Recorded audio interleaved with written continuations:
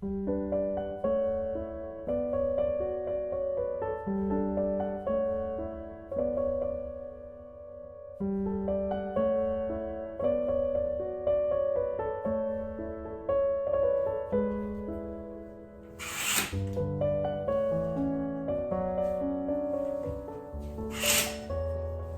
morning, everybody. I'm talking a little bit quietly because Tom's still in bed. It's 8:30. I've literally just rolled out of bed, hence why I look like this. I've got crazy hair, I've got no makeup on. And I thought that we would do a day in the life of a writer today. I haven't done a day in the life of a writer in a really long time. I've been doing a couple of like little Pomodoro things. But January, some of you may know if you talk to me separately or if you've seen my Instagram account, but basically January I'm trying to finish off book 3, which is Widows of the Country House. Now I'm not going to get it done by the end of January because it's only a few days away, but I've been working every weekend, every Saturday, every Sunday in January, trying to write up as much as possible on the book and get it kind of closer and closer towards finishing point. I just realised you can see my spot. Yes, so I have been trying to get as close to finished as possible. I've been working every weekend, and this is the last day that I'm working in January on a weekend because I'm taking a few days off coming up soon. So I thought I'd document it. Here's a day in the life of a writer for someone who is only writing at the weekends and who is writing on a weekend day, which is a little bit different to a weekday because you have more time sometimes you have less time. Tom will be around today. I know that he wants to put some pictures up in the dining room. Let me show you that. So this is the dining room as it is now. We've got his floor down. And everything's kind of finished, but we need to put some pictures back up on this wall. There's a picture that goes up above the fireplace that we need to put up. So he wants to do that today, I know. So yeah, I am going to make a coffee. I'm going to stop filming because I look horrendous. And I'll go make a coffee, go upstairs, and then I will show you what I'm working on today.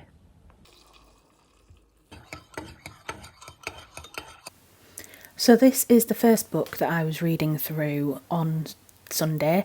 It is called The Gypsy Countess by Anne-Marie Ford, and it's basically a biography about a lady called Catherine Cox.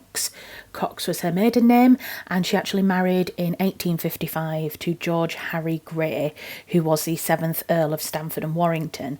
And the reason I'm including her in my book about widows is because she actually spent 22 years widowed after the death of George Harry Grey. I can't remember exactly when he died. I think it was like 1880 something, 83 maybe. And yeah, she spent 22 years widowed, but what makes her quite unusual is that she comes from a working class background. She was the daughter of a labourer, and she was an entertainer in London. She worked at Astley's Amphitheatre as a bareback horse rider. So some people have claimed her to be like a circus performer. That is a way to mention it, but it's quite reductive. She was more than just that.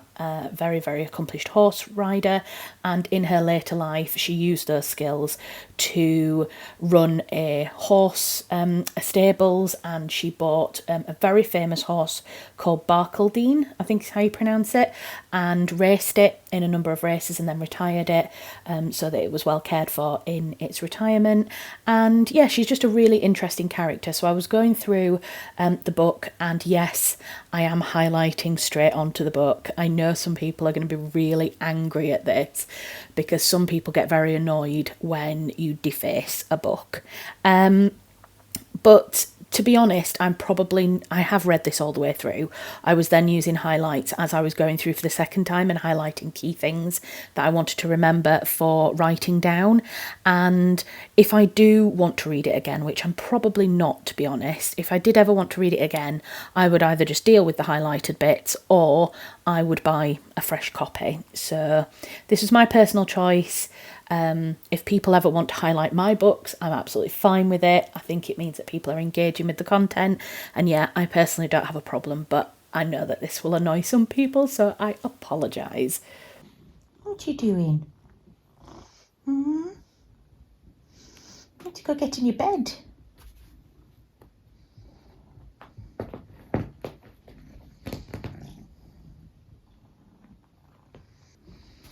Go get up in your bed.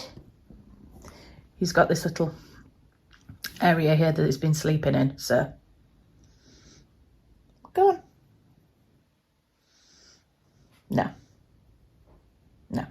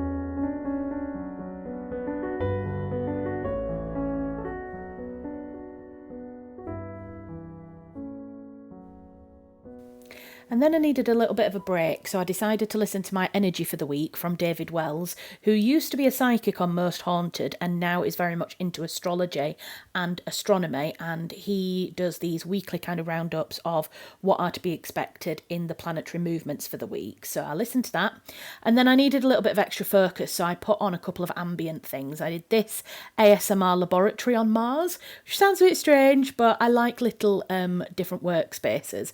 So I was looking at that, but I was actually listening to Dagobah Yoda's Hut from Star Wars, which is an ambient worlds mix. It was music and kind of ambient audio whilst I looked at the kind of Marsy ASMR video. And then this is the manuscript. I was working on typing up a lot of the notes that I had just been reading and kind of mulling over whilst I was highlighting. So that was the next part of the work that I did.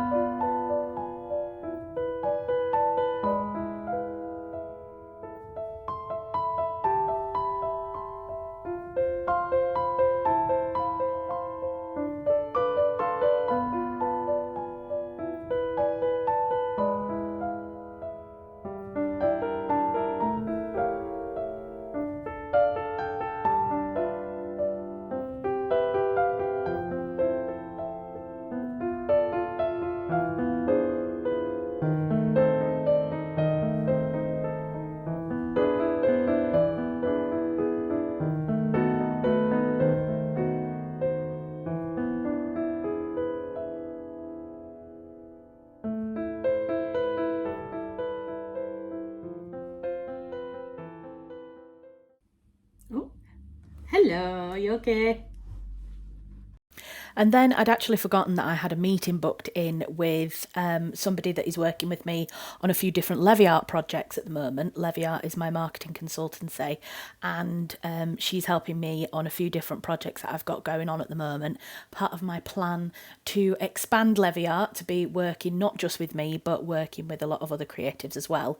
So Hannah was working on some poster stuff for a theatre company, and so we had a little bit of a meeting just to discuss some of the work work that she was doing, bless her, over the weekend, which, I don't generally ask people to work over the weekend, but with deadlines in the arts, sometimes it does happen, and I'm so grateful that she was able to kind of jump in and help me on that day. So yes, I had a lovely meeting and catch up with Hannah, and then it was back to the writing again. Hello. Oh, my lips have gone blue. Surprise, surprise. I did have the intention of doing something with my hair and face before I came back on camera, but to be honest, I've just been working away, trying to get as much written up as I can. I've written 1,000 words so far. It's a little bit slower going today, writing, than it was like last weekend. Last weekend, I was literally just typing up a load of writing that I'd done before.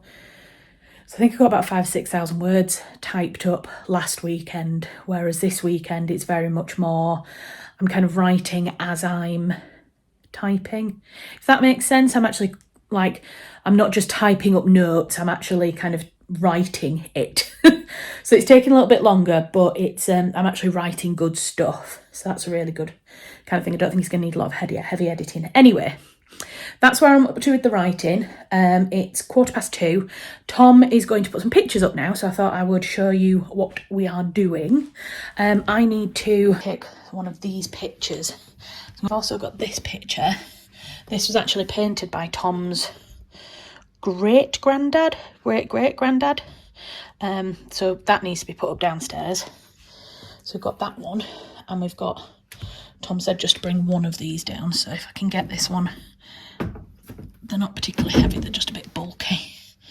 They're like these, they're actually photographs of rust, which they don't look like it, but they are. They were taken by Tom's uncle, and we like them very much, and they were in the dining room, but then they obviously needed taking down for the renovation, so they're going back up.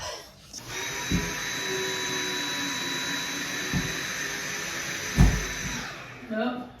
Oh, fuck. So I did film a whole segment here of me and Tom basically trying to hang this painting.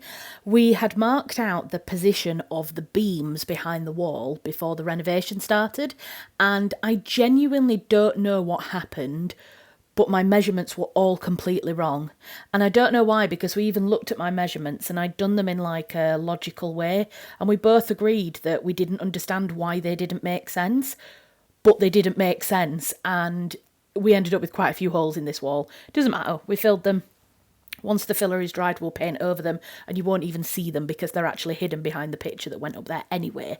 But yes, I was going to include all of the footage, and then it is horrendous. Like, obviously, the clothes that I'm wearing leggings, and I would never wear leggings as trousers outside of the house. But around the house, when nobody's here to see me, I do. But clearly I forgot that when I was filming on Sunday, because let me just say it was not flattering on my lower half, and so I just can't bring myself to put that footage on the internet. And as I'm the one that edits it, I'm the one that gets to make that executive decision. So you're welcome that I cut it out, and you don't have to see it. Or maybe you only watch these to look at my fat body anyway, in which case I'm sorry that you've missed out on that footage. But there you go. I am the master in this video. So yes, the pictures did go up. Also, at this point, my phone died because I had been filming quite a lot throughout the day. So I'm sorry that the footage now is going to jump to me being back at my desk. I had hoped to get more footage of the pictures, but I'll quickly insert some photographs of what the dining room looks like now with all of the lovely pictures up on the wall.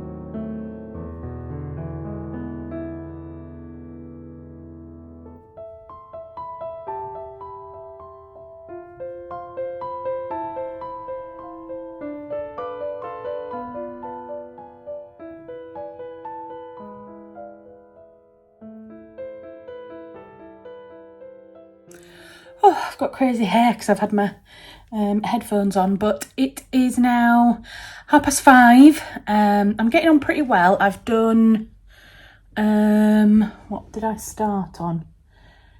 23.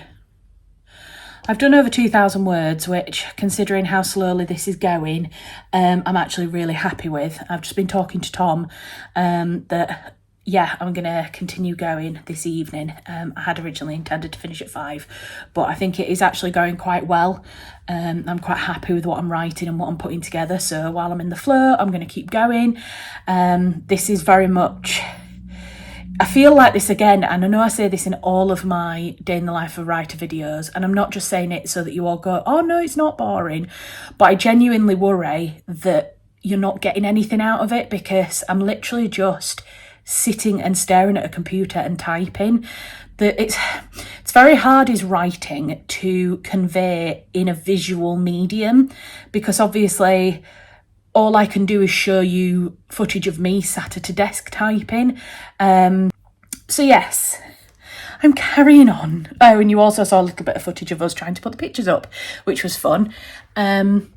So you will have seen me and Tom putting up pictures downstairs, but one of the ones that I asked Tom to put a hook up for me was here. So it's above my computer, and I don't quite know how to, maybe if I...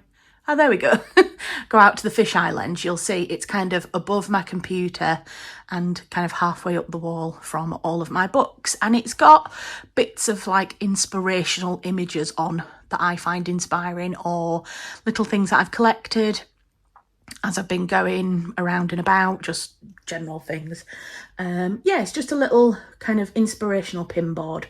And the other things you will have seen down in the dining room. So that's kind of what a weekend is for us. It's kind of doing little bits and pieces. And even when I'm working, even when I'm writing the book, I still try and do little bits and pieces downstairs as well. Yeah, so the idea is that, you know, if I have these little breaks, it gives my mind a break from the writing, it gives my eyes a break from the computer, and also it kind of helps me and Tom still feel like we're achieving stuff at the weekend. So yes, I'm really glad we had that done.